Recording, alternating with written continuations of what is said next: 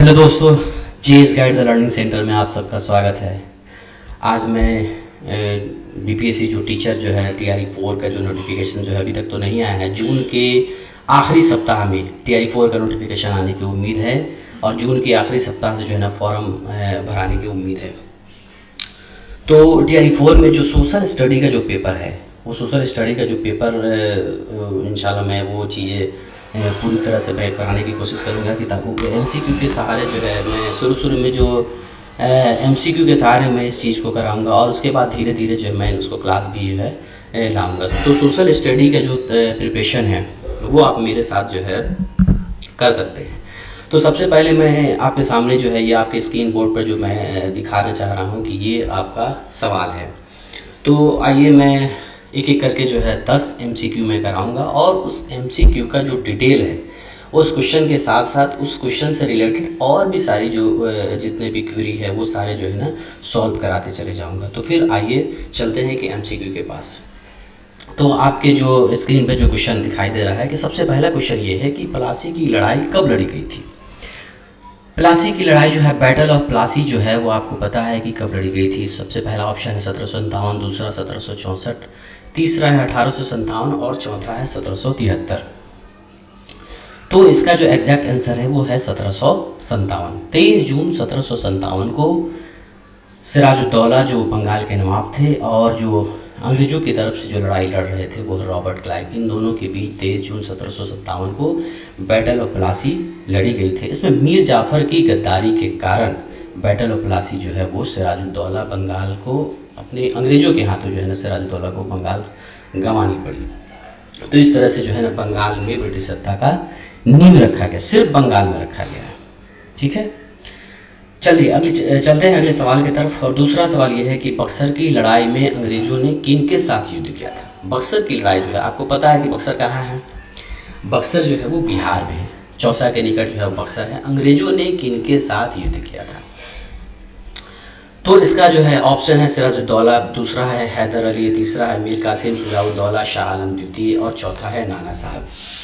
अभी मैंने आपको बताया कि बैटल ऑफ प्लासी सिराजुद्दौला के साथ अंग्रेजों के रॉबर्ट क्लाइव के द्वारा लड़ा गया था, लेकिन बक्सर की लड़ाई जो है वो इसका एग्जैक्ट आंसर होगा ये मीर कासिम, सुजाउद्दौला और शाह आलम द्वितीय के साथ लड़ी गई थी। मीर कासिम क्या थे? मीर कासिम जो थे ये बंगाल के ये नवाब थे, ये बंगाल के नवाब थे और ये थे अवध के नवाब और ये मुगल सम्राट थे। इन तीनों के साथ जो है अंग्रेजों ने मिलकर मुगल सम्राट, इन तीनों के साथ जो है ना अंग्रेजों ने लड़ाइयाँ लड़ी थी। यह बक्सर की लड़ाई जो है 1764 में लड़ी गई थी, जिसमें मीर कासिम, सुजाउद्दौला और शाह आलम द्वितीय तीनों की संयुक्त सेना को, ज्वाइंट आर्मी को अंग्रेजों ने हराया था। और इस युद्ध में अंग्रेजों को, ईस्ट इंडिया कंपनी को यह लगने लगा था कि मैं अब पूरे भारत पर कब्जा कर लूँगा। क्योंकि यहाँ पर मुगल सम्राट शाह आलम द्वितीय थे, अवध के नवाब थे सुजाउद्दौला, बंगाल के नवाब मीर कासिम थे। इन तीनों को हराने के बाद से ब्रिटिश को, अंग्रेजों को ये लगने लगा था कि मैं भारत में अब सत्ता स्थापित कर सकता हूँ। ठीक है, तो इसका आंसर आप देख सकते हैं कि यहाँ 1764 में बक्सर बिहार में लड़ी गई थी। अंग्रेजों ने मीर कासिम, सुजाउद्दौला, मुगल सम्राट शाह आलम द्वितीय की संशोधन द्वारा इस अंग्रेजों को बंगाल, बिहार और उड़ीसा की दीवानी प्राप्त हो गई। ये बहुत ही मोस्ट इम्पोर्टेंट क्वेश्चन है कि बंगाल, बिहार और उड़ीसा की दीवानी अंग्रेजों को कब मिली। तो जब 1764 में बक्सर की लड़ाई लड़ी गई तो उसमें मुगल सम्राट शाह आलम द्वितीय, अवध के नवाब सुजाउद्दौला और बंगाल के नवाब मीर कासिम, इन तीनों के ज्वाइंट आर्मी को जब अंग्रेजों ने हराया तब जो है जाकर उन्हें आगे जाकर एक संधि करनी पड़ी मुगल सम्राट शाह आलम द्वितीय के साथ। शाह आलम द्वितीय के साथ उन्हें एक संधि करनी पड़ी और शाह आलम द्वितीय की संधि करने के बाद उन्हें बंगाल, बिहार और उड़ीसा की दीवानी प्राप्त हो गई। चलिए चलते हैं अगले सवाल की तरफ। नेक्स्ट सवाल क्या कहता है कि सहायक संधि की नीति किसने लागू की। सहायक संधि की नीति किसने लागू की। सहायक संधि क्या होता है? Subsidiary alliance. सब्सिडरी अलायंस के बारे में सबसे पहले मैं आपको बता दूं कि ये अंग्रेजों की यह बहुत ही दूरगामी जो है ना चाल थी। सब्सिडरी अलायंस, ये अंग्रेज क्या करते थे कि सबसे पहले जो है वो जितने भी साम्राज्य थे, उन सारे साम्राज्य के जो शासक थे उनसे क्या करते थे, लड़ाई लड़ते थे। लड़ाई लड़ने के बाद क्या करते थे कि इन्हें दो चीज़ पता चलती थी।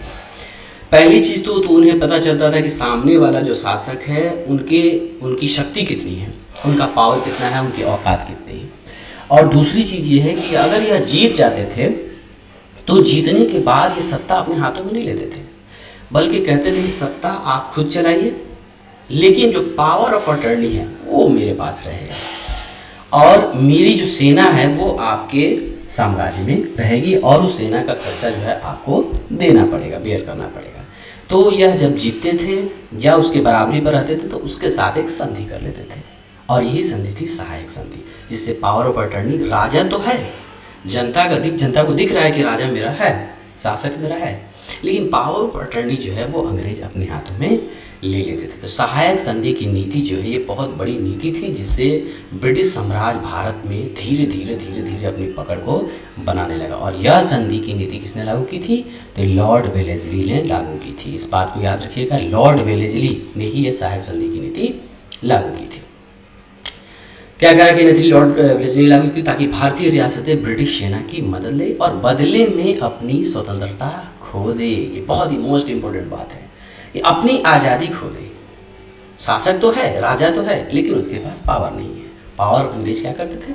अपने हाथों में ले लेते थे। इस नीति के तहत भारतीय शासकों को अंग्रेजों की सेना अपने क्षेत्र में रखने देनी होती थी और खर्च उसका उठाना होता था। राजा जो था इस सेना का खर्च उठा रहा है, सेना अंग्रेजों का है, शासन खुद चला रहे हैं, लेकिन पावर जो है वो अंग्रेजों के हाथ में। यही थी सहायक संधि। चलिए चलते हैं अगले सवाल की तरफ, और ये कह रहा है कि व्यपगत सिद्धांत किसने लागू किया था? व्यपगत सिद्धांत, डॉक्ट्राइन ऑफ लैप्स जो है वो किसने लागू किया? इसी को कहते हैं हम, एक इसका दूसरा नाम क्या है, ये है हड़प नीति। ठीक है, हड़प नीति। हड़प नीति किसने लागू की? आप लोग को ये वर्ड जो है ना ज़्यादा ध्यान में होगा, हड़प नीति। इसका नाम है एक व्यपगत सिद्धांत, डॉक्ट्राइन ऑफ लैप्स। ये किसने लागू किया था? तो पहला ऑप्शन है लॉर्ड कर्जन, दूसरा लॉर्ड डलहौजी, तीसरा माउंटबेटन और चौथा है लॉर्ड वेलेस्ली। तो ये जो है इसका एग्जैक्ट आंसर है लॉर्ड डलहौजी। लॉर्ड डलहौजी ने जो है वो हड़प नीति कायम की थी। हड़प नीति क्या थी? डॉक्ट्राइन ऑफ लैप्स क्या था?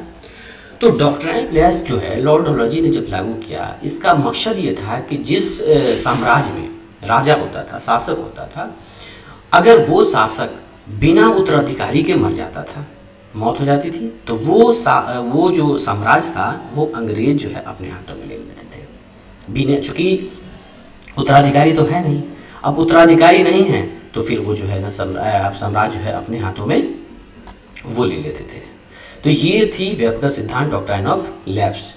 इसके क्या कहता है कि सिद्धांत के अनुसार अगर किसी रियासत का शासक बिना उत्तराधिकारी के मरता था तो उसकी रियासत अंग्रेजी हुकूमत में मिल जाती थी। उसी हिसाब से जो है वो क्या बोलते हैं, ये सतारा है, झांसी है, नागपुर है और अवध है जैसे राज्य इसी नीति के तहत ब्रिटिश शासन में क्या किए गए, शामिल कर लिए गए। तो ये सारी जो है चीज़ें थी। चलिए चलते हैं अगले सवाल की तरफ, और अगला सवाल क्या कहता है कि किस संधि के तहत अंग्रेजों को बंगाल, बिहार, उड़ीसा की दीवानी प्राप्त हुई? अभी मैंने पिछले ही सवाल में आपको मैं बताया था कि जब बक्सर जो है वो जो चौसा के निकट जो बक्सर है, बक्सर की लड़ाई जब लड़ी गई तो बक्सर की लड़ाई 1764 में लड़ी गई, और उसके जस्ट थोड़ा सा पश्चिम जाइएगा तो यूपी में है, पड़ता है इलाहाबाद, जिसका अभी नाम क्या है, प्रयागराज पड़ा हुआ है। तो इस प्रयागराज में जो है ना एक संधि करते हैं अंग्रेज, और अंग्रेज किसके साथ संधि करते हैं? तो मुगल सम्राट शाह आलम द्वितीय के साथ। मुगल सम्राट शाह आलम द्वितीय के साथ एक संधि करते हैं, और इसी संधि के तहत अंग्रेजों को बंगाल, बिहार और उड़ीसा की दीवानी प्राप्त हुई, और ये संधि क्या है? इलाहाबाद की संधि। तो इसका एग्जैक्ट आंसर क्या हो जाएगा? इसका एग्जैक्ट आंसर हो जाएगा इलाहाबाद की संधि। ठीक है, यह संधि 1765 में रॉबर्ट क्लाइव, शाह आलम द्वितीय के बीच हुई थी। इसके तहत अंग्रेजों को बंगाल, बिहार, उड़ीसा की दीवानी प्राप्त हुई। चलिए अगले क्वेश्चन की तरफ चलते हैं। किस युद्ध ने भारत में ब्रिटिश वर्चस्व की नींव पक्की कर दी? देखिए भारत में ये कह रहा है, बंगाल में नहीं बोला है। अगर बंगाल में कहता तो मेरा आंसर होता है पलासी की लड़ाई। क्योंकि 1757 में जब प्लासी की लड़ाई जो है सिराजुद्दौला और रॉबर्ट क्लाइव के बीच लड़ी गई थी, तो रॉबर्ट क्लाइव ने सत्ता तो स्थापित की थी, लेकिन कहाँ? बंगाल में। तो प्लासी की लड़ाई से क्या हुआ कि अंग्रेजों को, ईस्ट इंडिया कंपनी को लगा कि मैं बंगाल में मेरी सत्ता अब स्थापित हो चुकी है, मतलब बंगाल में मैंने अपनी सत्ता की नींव पक्की कर दी है। लेकिन सवाल यहाँ क्या करता है कि भारत में ब्रिटिश वर्चस्व की नींव पक्की कर दी। अब चूंकि पूरे भारत की बात है, तो यहाँ जो है इसका आंसर हो जाएगा बक्सर की लड़ाई। क्यों बक्सर की लड़ाई? इसका एग्जैक्ट आंसर, चूँकि यहाँ पे 3 शासक थे, एक शासक से नहीं लड़ाई लड़ी थी। अवध के नवाब शुजाउद्दौला थे, मैंने आपको पहले भी बता चुका है कि अवध के नवाब शुजाउद्दौला थे, ठीक है। बंगाल के नवाब जो है वो मीर कासिम थे, और मुगल सम्राट जो है वो शाह आलम द्वितीय थे। इन तीनों के साथ जब इन्होंने, मुगल सम्राट शाह आलम द्वितीय थे, इन तीनों के साथ जब अंग्रेजों ने लड़ाई लड़ी, कौन सी लड़ाई? बक्सर की लड़ाई। बक्सर की लड़ाई 1764 में। तो इन तीनों के साथ, चूंकि अवध, अब चूंकि तीनों की संयुक्त सेना को इन्होंने, अंग्रेजों ने हरा दिया, तो अवध जो है ऑटोमेटिक उसके कब्जे में आ गया, बंगाल कब्जे में आ गया, और मुगल सम्राट तो पूरे भारत पर था, दिल्ली पे पूरा उसका शासन था। तो इस हिसाब से क्या हुआ कि अब उनको लगने लगा कि मेरी सत्ता जो है पूरे भारत में स्थापित हो सकती है, इसलिए बक्सर की लड़ाई इसका जो है एग्जैक्ट आंसर हो जाएगा। बक्सर की लड़ाई से ही ब्रिटिश वर्चस्व की नींव जो है इनकी पक्की हो गई।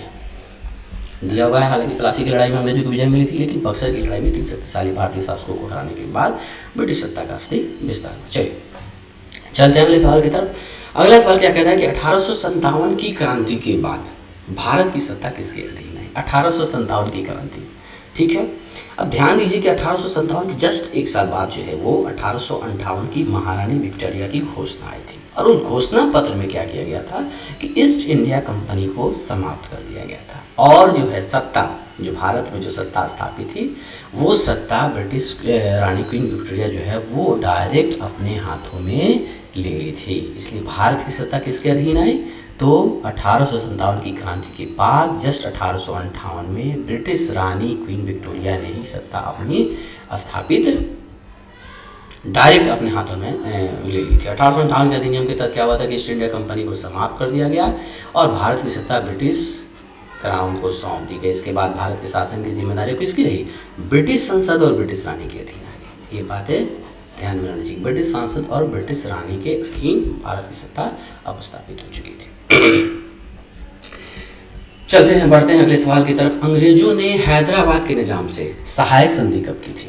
सहायक संधि मैंने आपको अभी पिछले क्वेश्चन में मैंने आपको बताया था कि सहायक संधि क्या थी। सब्सिडरी अलायंस, ये लॉर्ड वेलेस्ली के द्वारा जो है ना एक चाल थी जो भारत में स्थापित करने का एक जड़ जो होता है ना, कि एक घर बनाते हैं तो उसकी एक नींव जो होता है ना, वो स्थापित करने के लिए सहायक संधि एक चाल थी। ये लड़ते थे और लड़ने के बाद सामने वाले की शक्ति का अंदाजा लगता था। अगर ये जीत जाते थे तो कहते थे कि राजा भाई आप ही रहिए, लेकिन सेना हमारी रही, और सेना का खर्च जो है वो आपको देना पड़ेगा। तो ये सबसे पहले लॉर्ड वेलेस्ली ने इस संधि को स्टार्ट किया था, और सहायक संधि 1798 में लॉर्ड वेलेस्ली के द्वारा स्टार्ट, चूँकि 1798 में उसका शासन था, तो 1798 में लॉर्ड वेलेस्ली के द्वारा स्टार्ट किया गया ये सहायक संधि थी।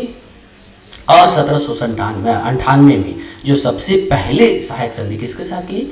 वो हैदराबाद के निजाम के साथ इन्होंने संधि की थी। ध्यान रखिएगा कि हैदराबाद के निजाम के साथ उन्होंने सहायक संधि की थी, ठीक है। क्या कह रहा है कि लॉर्ड वेलेस्ली द्वारा लागू की गई सहायक संधि की पहली संधि हैदराबाद के निजाम के साथ 1798 में हुई थी। चलिए चलते हैं अगले सवाल की तरफ। कह रहा है प्रथम आंग्ल मराठा युद्ध किस संधि से समाप्त हुआ था? आंग्ल का मतलब क्या होता है? अंग्रेज, मराठा तो मराठा थे, ठीक है।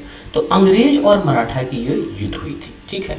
उसमें जो प्रथम आंग्ल मराठा युद्ध हुई थी वो 1775 से 1782 तक चली थी ये युद्ध, ठीक है, जिसको प्रथम आंग्ल मराठा युद्ध कहा जाता है। ये अंग्रेजों और मराठा की युद्ध थी। कहता है कि 21 संधि से यह युद्ध समाप्त हुआ। यह युद्ध 1782 में समाप्त हुआ, और 1782 में जाकर अंग्रेजों ने मराठा के साथ एक संधि की थी, और उस संधि का नाम है सालबाई की संधि। ध्यान रखिएगा, ये क्या था? सालबाई की संधि। प्रथम आंग्ल मराठा युद्ध 1775 से 1782 तक चला, और इसका नाम सालबाई की संधि 1782 से हुआ था। अगला सवाल क्या कहता है कि रोहिल्ला युद्ध किस गवर्नर जनरल के कार्यकाल में हुआ था? रोहिला युद्ध जो है, आपको याद होगा, रोहिला युद्ध जब बंगाल के जो गवर्नर जनरल थे, वो मैं अभी नाम नहीं बताऊंगा क्योंकि वो इसका आंसर वही है। तो रोहिला युद्ध जो है 1774 में, ठीक है, रोहिला युद्ध हुआ था 1774 में। अब आप गेस कर सकते हैं कि बंगाल में जो है ना 1773 से गवर्नर जनरल स्टार्ट हुआ था और सबसे पहले गवर्नर जनरल कौन थे? वारेन हेस्टिंग्स थे, ठीक है। तो रोहिला युद्ध किस गवर्नर जनरल के कार्यकाल में हुआ था? तो वारेन हेस्टिंग्स के कार्यकाल में हुआ था, ठीक है। चलिए, तो ये जो है, ये आज के लिए बस इतना ही। मैं फिर जो है ये 10 क्वेश्चन का ये सीरीज, जो 10 क्वेश्चन से रिलेटेड जितने भी क्वेश्चन थे मैंने उन सारे क्वेश्चनों को करा दिया है। और फिर मैं अगली सीरीज जो है मैं पर डे में इस सीरीज को जो है ना लेकर चलूँगा। आप मेरे साथ बने रहिएगा। आज के लिए बस इतना ही। अगर वीडियो थोड़ा भी पसंद आया तो प्लीज़ चैनल को सब्सक्राइब और शेयर ज़रूर करें। अपना ख्याल रखिए।